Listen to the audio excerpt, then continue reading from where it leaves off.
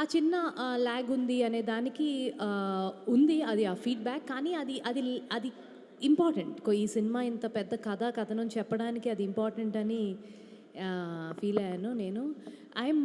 అంటే ఈ ఈ ఈ కథ is a very difficult story అండి. ఈజీ కాదు. ఒక 2 డిఫరెంట్ సెక్షన్స్ ఆఫ్ లైఫ్ దాన్ని మర్జ్ చేయటం అనేది. I think we did a good job. అంటే యాక్చువల్గా మీకు ముందే రిలీజ్కి ముందే బయర్ నుంచి ఒక ఫీడ్బ్యాక్ వచ్చింది, ఇది కొంచెం చూసిన వాళ్ళు కొంచెం ల్యాగ్ ఉంది కట్ చేయమని, మీరు దానికి ఒప్పుకోలేదు. అంటే మేము సినిమా ఎవరికి చూపించాం జనరల్గా, మేమే చూసుకుంటాం. అండ్ చెప్పడం ఈజీ, చేసిన వాళ్ళకి మాకు తెలుస్తుంది. సో మా attachment to the film are so much that it is connected to in every point is very important. And తక్కువని ఏది పడితే అది కట్ చేసుకుంటూ వెళ్ళిపోతే సినిమా ఉండదు, చేతిలో ఎపిసోడ్లే ఉంటాయి.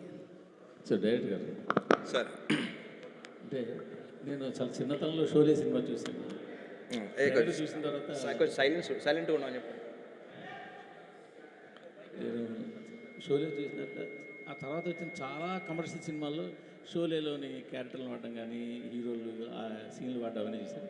ట్రైలర్ చూడగా నాకు ఎక్కడో ఇది షోలేకి అడాప్ట్ చేసినట్టు ఉంది అని స్వప్న గారికి ఫోన్ చేసి కూడా చెప్పాను నేను ఆ రోజే. తర్వాత సినిమా చూసినాక పూర్తిగా నాకు అర్థమైంది, షోలే స్క్రిప్ట్ని మీరు ఆ క్యారెక్టర్ని కొంచెం తీసుకున్నారు. చాలా ఇలాంటి ఒక దేశభక్తి సినిమాకి షోలేని అడాప్ట్ చేయడం అనేది అంటే ఏం లేదు సార్. అంటే ఏదైనా కథ అనుకొని దాని సినిమా వేయాలనుకున్నప్పుడు ఒక డైరెక్టర్గా దానికి రిఫరెన్స్లు వెతుక్కుంటాం ముందు, అలాంటివి ఏమైనా ఉన్నాయా, అది కేవలం స్ట్రక్చర్ కోసం. సో అలా ఆలోచిస్తున్నప్పుడు షోలే మా చిన్నప్పుడు, నేను ముట్టకముందే రిలీజ్ అయిపోయింది కానీ దూరదర్శన్లో చూసి చాలా ఇంపాక్ట్ ఉన్న సినిమా. సో స్ట్రక్చరల్లీ అదైతే బాగుంటుందేమో అని చెప్పేసి అనుకొని స్ట్రక్చర్ వరకు, ఓన్లీ స్ట్రక్చర్ వరకు అది ఫాలో అయ్యాము. That is. అండ్ యాక్చువల్లీ అది ప్రిటీ గొప్ప విషయం. మీరు అలా షోలే సెటప్తో కంపేర్ చేయడం అనేది చాలా చాలా గొప్ప విషయం అని నేను అనుకుంటున్నాను. అంటే నాకు సినిమా చూసిన హానెస్ట్ ఒపీనియన్ చెప్తాను మీతో.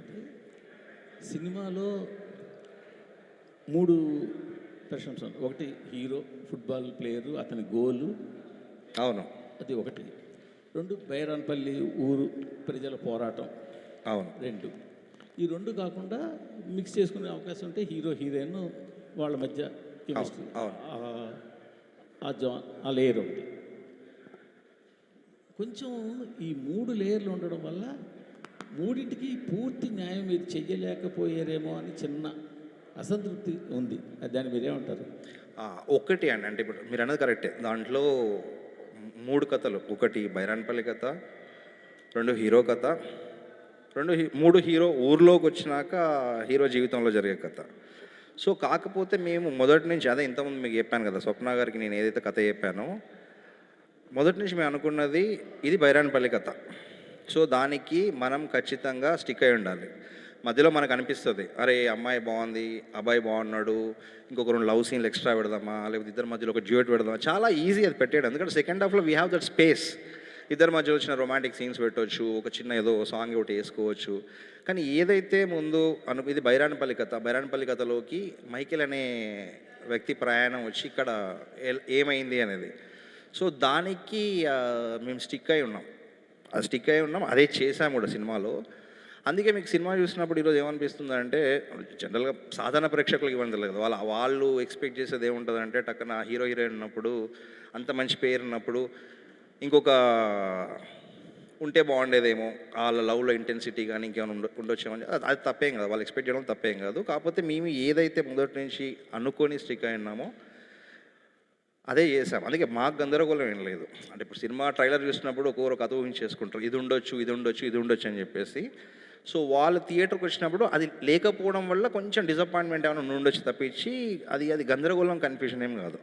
అందుకే very beginning political context establish చేసి, దాని తర్వాత ఊరు మనుషుల గురించి ఎస్టాబ్లిష్ చేసి, దాని తర్వాత మైకేల్ ప్రపంచం ఎస్టాబ్లిష్ చేసి, మైకేల్ అని లక్ష్యం ఎస్టాబ్లిష్ చేసి, ఏం జరిగింది ఇక్కడ, ఎందుకు ఎండప్ అయ్యిండు, ఇక్కడ వ్యక్తులతో గడపడము, చివరికి ఏమైపోయాడు, ఇదే మొదటి నుంచి ఉన్న స్ట్రక్చర్. అదే ఫాలో అయ్యాం. అదే నేను అనుకున్నట్టు ఒక ట్రైలర్ చూసినప్పుడు ఒక్కొక్కరు ఇలా ఉండొచ్చేమో అనుకుంటారు, అది లేకపోయేసరికి వచ్చిన ఒక చిన్న డిసప్పాయింట్మెంట్. ఇంకోటి ఏంటంటే, మీరు కానీ ప్రొడ్యూసర్లు కానీ ముందుగా ఇది బైరాన్పల్లి కథ, ఇదా ఉంటుంది కథ ఇది మేము తీస్తున్నామని జనాలకి ఒక ఇన్ఫర్మేషన్ ఇవ్వలేకపోవడం కూడా ఒక మైనస్ అయిందేమో అని నేను అనుకుంటున్నాను. అది ఉంది అండి క్లియర్గా. ఇప్పుడు ఛాంపియన్ అని టైటిల్ పెట్టి ఫుట్బాల్ పెట్టి ఒక మంచి పేరు పెట్టి ఒక మంచి పాట పెట్టేసరికి జనాల తాలూకా థాట్ వేరే దాని మీకు వెళ్ళే అవకాశం ఉంటే వాళ్ళు వచ్చిన తర్వాత అంటే బిగినింగ్ టీజర్స్ వచ్చినప్పుడు అప్పుడే బైరాన్పల్లి అది మెన్షన్ చేస్తే too early అయిపోద్దేమో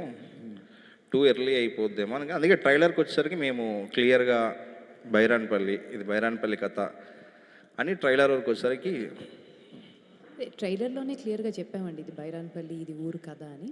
and promotion material కూడా బైరాన్పల్లి గురించి స్టార్ట్ చేసాం. But the thing is it is only first day అండి. వచ్చినాక ఇది అనుకున్నాం అది కాదు, అది అనుకున్నాం ఇది కాదు, ఇట్లాంటి ప్రతి సినిమాకి ఉంటాయి. But end of the day cinema బాగుందా, ఎంటర్టైన్ అయ్యామా, విజువల్గా ఎక్స్ట్రాడినరీగా ఉందా, అనిపించిందా, నా టికెట్ వసూలు నాకు అయ్యిందా, దట్ ఈస్ ఇంపార్టెంట్. అండ్ అది మీరు ఎక్కువ ఆలోచిస్తారు. మీరు క్రిటిక్స్ కాబట్టి మీరు ఎక్కువ ఆలోచిస్తారు. ఆడియన్స్గా ఇదే ఇంపార్టెంట్.